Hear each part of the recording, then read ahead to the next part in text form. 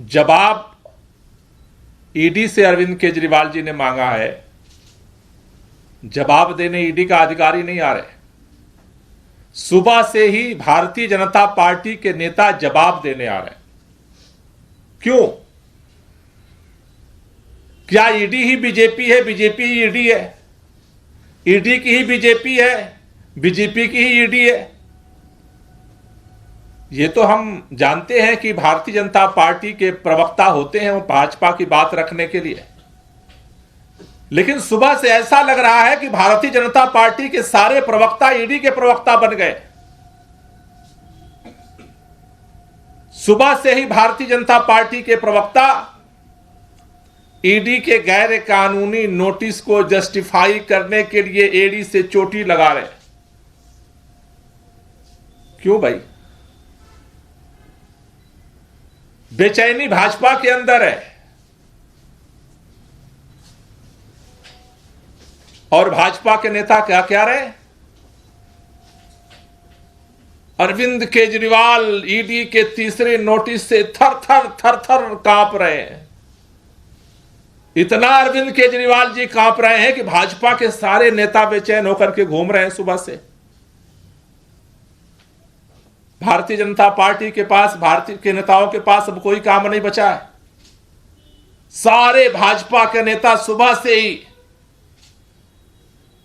बयान देते घूम रहे हैं, ईडी का बचाव करते घूम रहे हैं।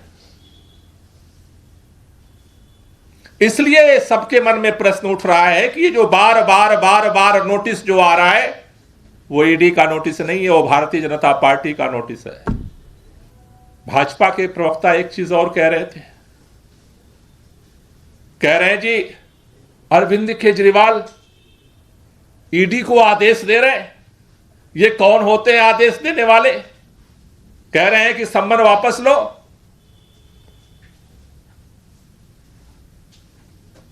ईडी का अगर सम्मन होता तो वापस करने की जरूरत नहीं पड़ती है। बीजेपी का सम्मन है और भाजपा के सम्मन का जवाब देने के लिए, राजनीति से प्रेरित जवाब देने के लिए सम्मन का हम मजबूर नहीं है। अगर कानूनी तरीके से ईडी किसी भी सवाल का जवाब चाहती है, हम हर तरह से सहयोग करने के लिए तैयार हैं। लेकिन भारतीय जनता पार्टी के षड्यंत्र का, भारतीय जनता पार्टी के नोटिस का, भारतीय जनता पार्टी के एजेंसियों के दुरुपयोग का जवाब देने के लिए हम मजबूर नहीं है। यह साफ साफ दिख रहा है सुबह से भारतीय जनता पार्टी के नेताओं की उछल कूद कि नोटिस ईडी का होता तो ईडी को दर्द होता। दर्द बीजेपी को हो रहा है। इसका मतलब नोटिस तो आप ही बता रहे हो कि नोटिस आपका है। आपकी बेचैनी बता रही है कि नोटिस आपके हेडक्वार्टर से जारी हुआ है।